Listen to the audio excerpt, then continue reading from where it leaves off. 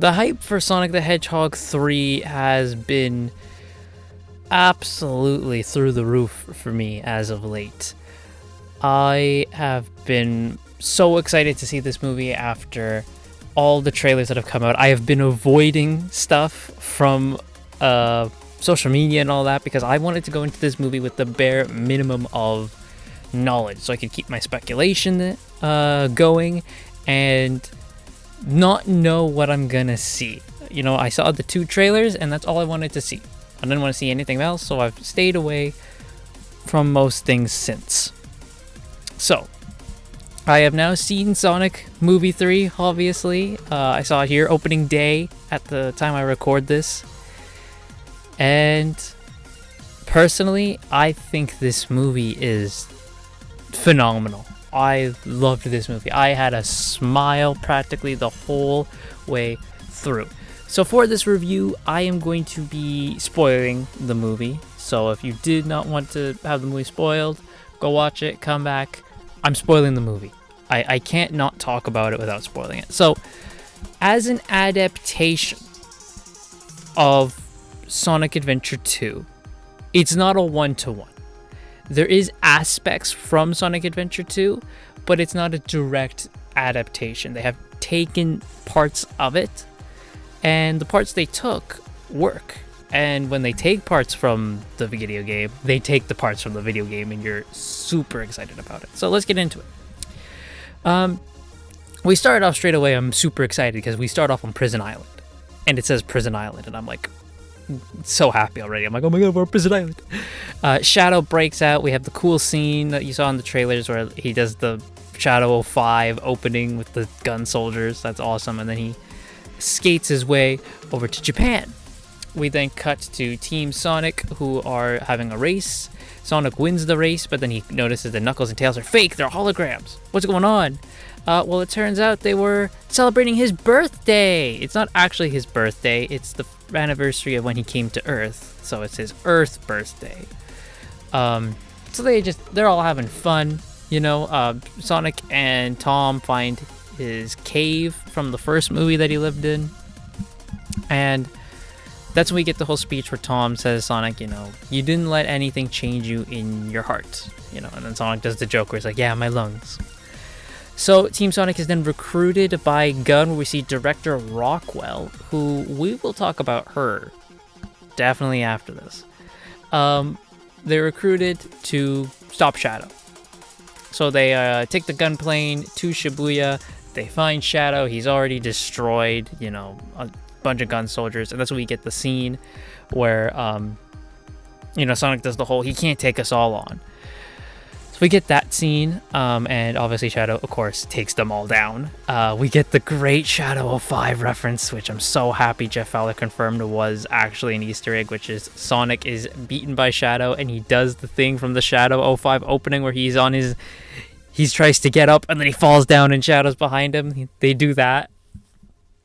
So Shadow, after just pummeling Team Sonic, that's when he gets on the bike, he gets the gun, and he tells them, don't follow me. Sonic, of course, follows him, and they have a nice fight. It ends with Sonic and Shadow punching each other in the air, and Shadow disappears, and Sonic wakes up, and he's handcuffed.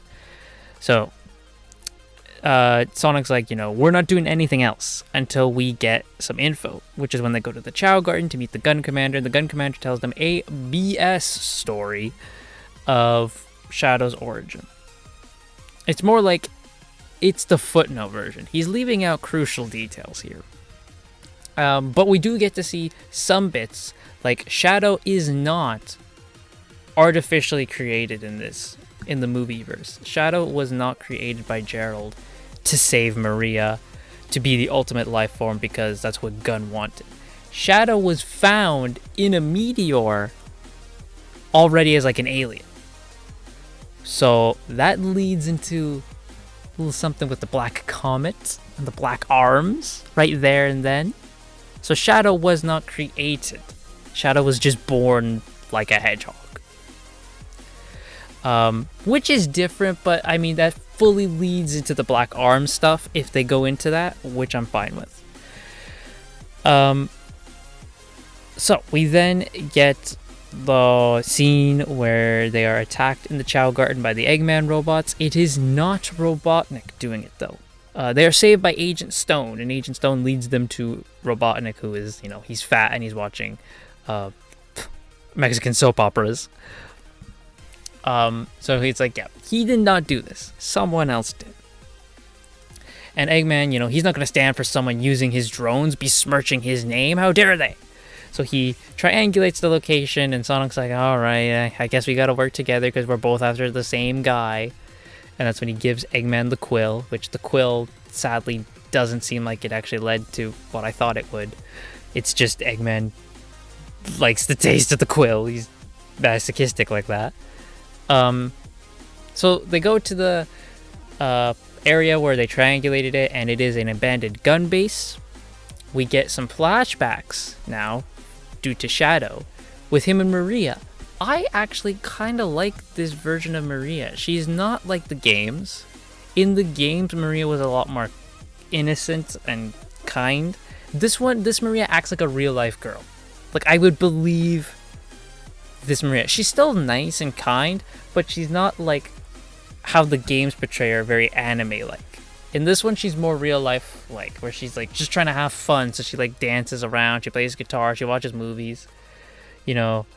She and Shadow, like, they screw around, essentially, right? Like, that's how she is. Not like in the games where she's a lot more kind and sweet in the anime way. You know what I mean? Like, it's a different type. But I like it. It doesn't seem like Maria had an illness either. She was just here with Gerald, right? Gerald just brought her here, It doesn't seem like she had an illness. Which, again, different. But with the way they're doing Shadow, okay, we don't need Maria to have an illness. But they still keep her and Shadow as friends. They still show their relationship building, how she broke him out of his stern seriousness and, tried to show him the goodness in the world and all that stuff. They watch movies together or all that type of stuff. There's a great thing, which I'm shocked the games never did, where Maria had her own roller skates that she would go around the facility with. And that's probably why Shadow has the hover shoes in this. That's a really nice idea that I'm like, oh, that's a good touch right there. But here is where Team Sonic is taken out one by Shadow, and it is revealed Gerald Robotnik is here. He's alive. Oh my god. And Eggman actually didn't know who Gerald was, and Gerald had to explain who he was. And once he does, Eggman's all for him. He's like, oh my god, I have family, And he quickly turns on Team Sonic. So, from there, I should also mention that when the gun commander and all of them were attacked in the Chow Garden, the gun commander dies, by the way. And this is not Abraham Tower. This is Commander Walters, I think is his name. When he dies, because he dies in that attack in the Chow Garden, he dies. He gives Team Sonic a key, and he says, this is like the key to one of Gun's, biggest weapons. I trust you to keep it safe. And when Gun show up to the scene of the crime, where, everything's, destroyed in the Chow Garden, or Sergeant Rockwell, whatever she is, she immediately goes to Walter's dead body, doesn't care he's dead, she just starts patting him down, and she's like, the damn key's gone. What the key is for, we'll find out. So, we go back to where Team Sonic is. This is the scene from the trailers where they're, like, tied together. They take the key from them, because they need the key for the weapon. And they all leave. I guess I'll call them Team Dark. They're not Team Dark, but I'll call them Team Dark, which is Gerald, Eggman, and Shadow. They leave. They make a mini black hole to try and kill Team Sonic. That's when they do the trick shot scene, and Team Sonic escapes. And we go to London for the next key, because the second key that they need for this weapon is in Gun facility. Team Sonic heads on over to Green Hill to recruit Tom and Maddie to help them get the key before the Robotniks can. And this is where we get the scene where people thought that what's her name, Rachel and her husband from the second movie we're here. The way they do it, I was very disappointed. I'm like, oh, they're gonna be in this movie? No, the way they do it is they use Tails' tech to change their appearance, and they look like Rachel and Randall, but they're not actually Rachel and Randall. It's Tom and Maddie pretending. I'm fine with that. That's a much better use of them. There's very few humans in this movie. Thank God. Thank God. There is a great scene, by the way, where Gerald and Eggman are bonding, and they use VR to like play out various scenarios. That's very funny. I did like that. There is a lot of stuff, I should say, with Gerald and Eggman which tries to be funny but does not land for me. I personally think it was just like, you could have cut this. I don't need this. This is stupid. But this scene with them bonding with VR was funny. That I was like, okay, that's funny. So when the Robotniks go to get the key, Stone goes to Shadow and he's like, it's okay, Shadow, we'll pass the time, we'll make guacamole. And Shadow just goes, revenge guac. That's good. So when we get into the vault to get the second key, this is the scene where, in the trailers where Tom is on the ground yelling Sonic, this is that scene. So part of the defense for the key is that floor, when it turns red, the gravity pulls you down. When it turns green, the gravity kind of like shoots you up and you kind of float in the air type of thing. So we get a fun scene with that where the gravity is played with as everyone tries to fight for the key. Eventually Rockwell gets it and she runs off. We get a scene where Tom and Maddie almost die because the gravity is like pulling metal rods down onto them, and Sonic spin dashes to save them and break the defense. Tom gets the key eventually by using Tails' appearance changing tech to appear as Commander Walters and gets the key from Rockwell. Shadow sees Tom pretending to be Walters and he's like, well, I want revenge, and he punches the dude, almost kills him. And that's when Sonic sees this and he's like, oh my god, no. And that's when we get the what did you do? What I had to. See, we get that here. So Sonic, completely angry, tells Knuckles, I want the Master Emerald, because I'm going to go supersonic and I'm going to destroy them all. And Knuckles is like, no, you're angry, calm the hell down. When Sonic's not calming down, Knuckles goes, we're a team, we're friends. Friends support each other, even when they're, in a bad place. So I'll tell you where it is. The Master Emerald is with Wade. I rolled my eyes. I'm like, God, this guy who ruined the Knuckles show. Thankfully, Wade is there for a 30-second gag. That's all he needs to be there for. He's done. Never see him again. Thank God.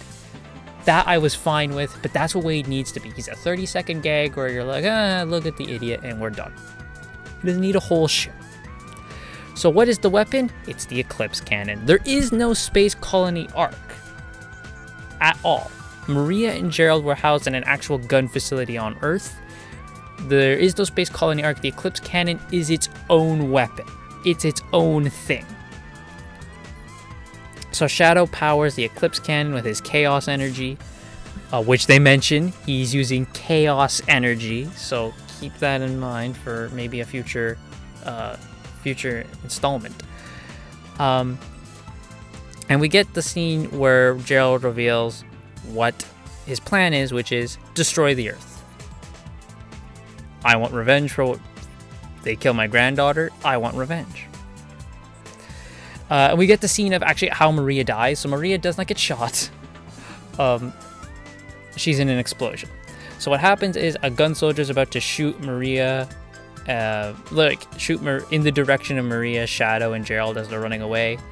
And a young Commander Walters, who's not obviously Commander yet, sees this and he's like, what the hell are you doing? That's a kid. And he tries to direct the gun away. And the gun ends up shooting an explosive, barrel or something. It explodes and Maria dies in the explosion. So that's how she dies. I mean, we knew she wasn't going to get shot. But it's an explosion that kills Maria instead. It gets the job done, though, right? It gets our Maria death. So, when Gerald reveals his plan, Eggman's like, we can't destroy the Earth. Even Eggman's like, that's a bit much. And then, Eggman's trying to plead with Gerald, and he's like, we're family. We have each other.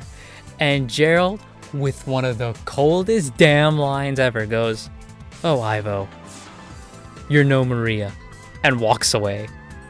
Oh my god. And this is when Gerald turns full villain. Gerald is completely the villain of this movie now, which is a twist. But I mean, I think we kind of knew that they were just going to make Gerald full on the villain, and he is.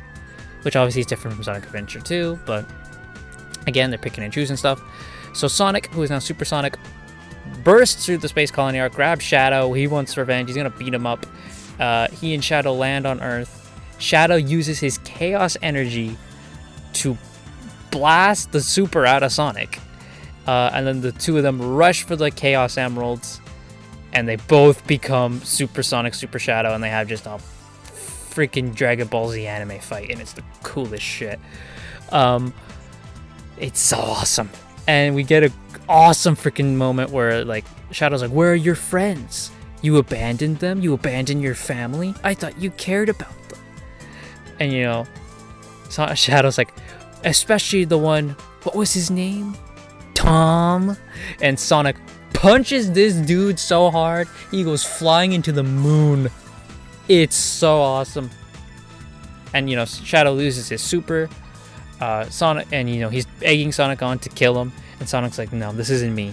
And he powers down. And they have a great moment where the two of them just talk about their grief and their loss. Shadow about Maria, Sonic about Longclaw. And Shadow's like, "Does the pain ever go away?" And Sonic goes, "It doesn't. But you find something else to kind of null the pain. And you focus on the good times you had with them, because that's how they live on in you." And it's a great scene. They see the sun rise, and Shadow sees the Eclipse Cannon, and he's like, "Oh no." This is the scene now where Shadow's like, "This isn't what Maria would have wanted." The two of them go super, and dude, they fucking play Live and Learn.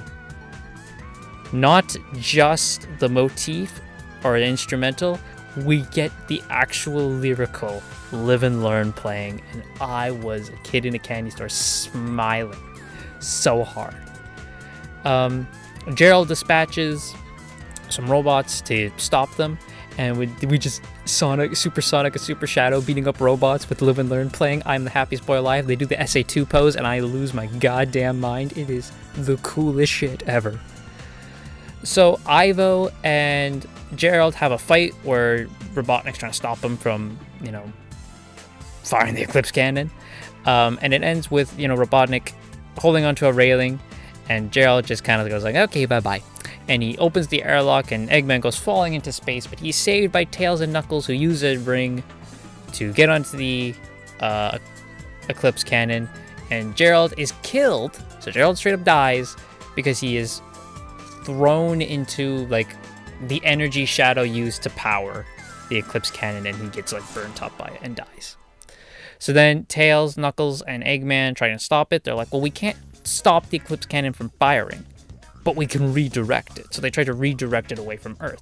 The cannon fires anyway, and that's when Super Sonic and Super Shadow do the thing from SA2 where they hold back the cannon firing. They hold it back just enough for them to redirect it away from the Earth, but they do cut the moon, which, yeah, they cut the moon. Shadow seems to be fine, but Sonic loses his super, and Sonic's the one who actually goes plummeting down to Earth in a twist. Tails sees this, and Tails tells Knuckles, "Okay, man, you gotta shoot me." So Knuckles shoots Tails out, and Tails is gonna go after Sonic and catch him. But the Eclipse Cannon is still gonna blow up. And Eggman's like, when this thing blows up, radiation's still gonna go to Earth. Still gonna be bad. So Super Shadow arrives, and he tells Eggman, "You try and, condense the explosion," type of thing, right? So Eggman and Shadow work on trying to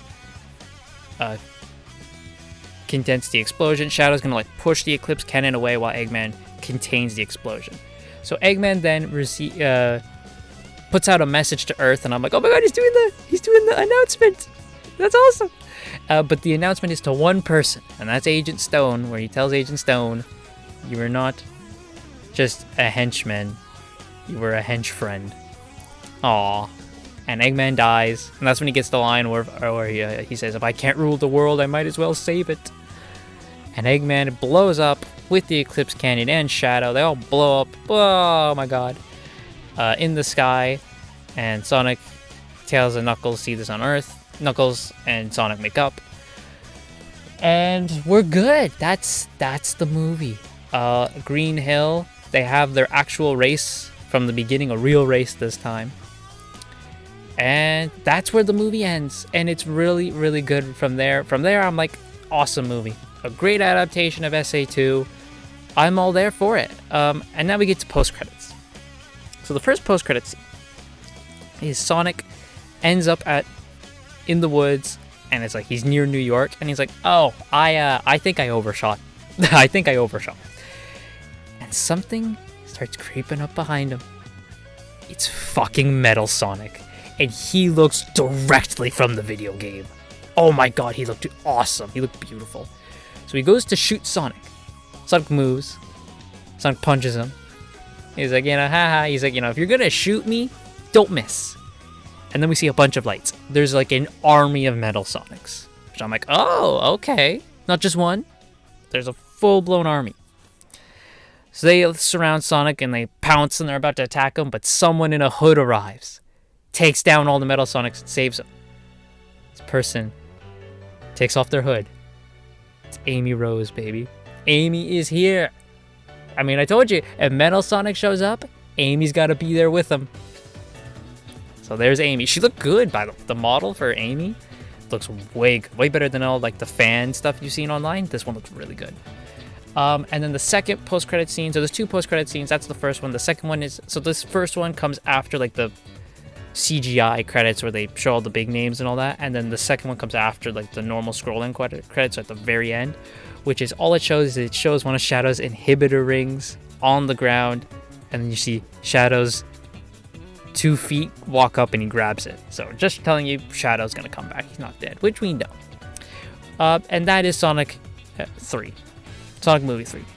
Overall, dude, as just a movie on its own, it's really good. Like, it's really good. It's just a movie on its own. Even if I wasn't a fan of Sonic, I would have enjoyed this movie. I think it's really good. As a Sonic fan, that makes this even better for all the care and attention and just the little details that I picked up. And I'm like, oh, as a Sonic fan, I know it. Sonic, like all the Easter eggs in there, right? Like Shadow's leitmotif in the movie was live and learn. Hearing Live and Learn play as Sonic and Shadow are Super Sonic, and Super Shadow fighting the robots. Eggman's ringtone on his phone is his theme from SA2. That's awesome. Sonic mentions, we see the scene in the trailer where they jump out the helicopter. Before they jump out the helicopter, Sonic says the line. Talk about low budget flights. No movie, no snacks. I'm out of here. He says the line, and I'm like, oh my god, he did it. I was on cloud 9, dude. Loved this movie so much. I cannot wait for this to come out on like Blu-ray, because I'm gonna buy the whole thing and watch it 50,000 times. I've watched Sonic 2 a lot because I'm like, that's the one that's closest to the video game, so I watch that one a lot. I'm gonna be watching this one all the time. It's a phenomenal movie. If you're a fan of Sonic, you're gonna love it. If you're not a fan of Sonic, I think you'll still like it. It's still just a good movie. So I give this a 9 out of 10. This is my favorite movie of the year, and it's December 20th. This is my favorite movie of the year. I can't think of anything else that beats this for me, because this was everything I wanted. This is the perfect movie. It's for the wider normie audience, they'll like it, but for the fans of the actual franchise, the fans of Sonic, you'll pick up on the littler details and the little Easter eggs, and you'll pick up on the stuff from the franchise, from the lore, and you're like, it's like, hey, we care about you guys. We care that you like this franchise. We want to respect it and bring it to a wider audience. And You know, if we're gonna adapt something from the franchise, we want it to be like the franchise. We want you guys to be happy with it. That's why I love these movies. Because they care. They care about the franchise. They care about the fans. They care about Sonic. And that just makes me so happy. You know, after being beat down all these years, seeing what the MCU has become, where the MCU was just a freaking juggernaut, you know, and what it turned into. And DC never got off the ground. And, you know, you can see what Disney's become these past couple years. Just getting something like this from a franchise I love and seeing that at least one of them's doing very well just makes me so happy. So I love this movie. 9 out of 10. I adore it so much. Go watch it. Oh my god, dude, it's so good. So that's it. That's my review for Sonic 3, the movie. I will be doing a video covering the future of the franchise, of the Sonic Cinematic Universe, the SCU, I guess we want to call it. I will be doing a video on that later. But I just wanted to talk about just the movie here. I'll do a separate video talking about what the future implications are. But that's it. Let me know what you guys think if you've seen the movie. Obviously, you've seen the movie. What do you think about the movie? Let me know in the comments down below. Did you like it? Did you not like it? Is this your favorite of the movies? Let me know in the comments down below. Guys, I'll see you all next time.